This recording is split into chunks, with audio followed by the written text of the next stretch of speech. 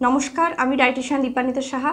আজকের আলোচনা করব হাইপার টেনশনে যারা ভুগছেন উচ্চ রক্তচাপজনিত সমস্যা থেকে কিভাবে নিজেদের মুক্তি পেতে খাদ্য তালিকা কেমন বানাবেন। প্রথমত, উচ্চ রক্তচাপজনিত সমস্যা থেকে মুক্তির জন্য সবার প্রথমে যেটা দরকার সেটা হলো ওজন নিয়ন্ত্রণ।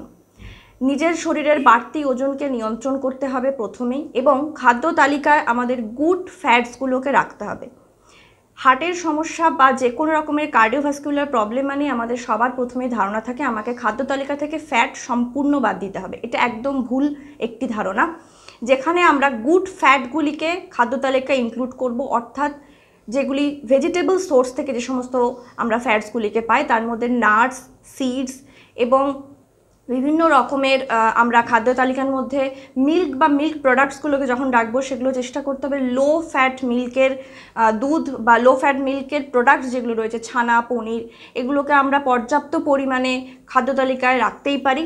এর সাথে সাথে কিন্তু আমাদেরকে রাখতে হবে যেগুলো হাই প্রোটিন সোর্স, এবং তার মধ্যে যেরকম আমরা ডাল রাখতে পারি ভেজিটেবল সোর্সের দিক থেকে। আর যদি চিকেনটাকে আমরা কেউ প্রেফার করে থাকি তাহলে সেক্ষেত্রে আমাদের চেষ্টা করতে হবে ব্রেস্ট পোর্শন অর্থাৎ solid part of the chicken সেটাকে ইনক্লুড করার, এবং বাদ দিতে হবে যেগুলো মেইনলি হচ্ছে high fatty food, fried food, saturated fat বা অর্থাৎ রেড মিট, এগুলোকে খাদ্য তালিকা থেকে বর্জন করতে হবে।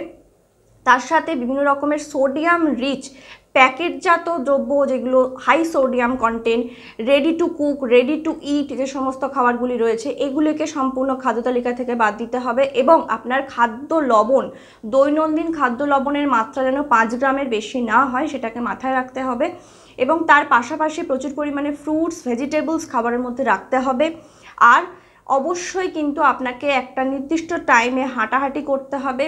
অতিরিক্ত পরিমাণে অ্যালকোহল কনজাম্পশন কিন্তু আপনার হার্ট হেলথকে আরও বেশি খারাপ করতে পারে, তাই অ্যালকোহল কনজাম্পশন থেকে দূরে রাখুন নিজেকে। এভাবে সুস্থ থাকুন, ভালো থাকুন।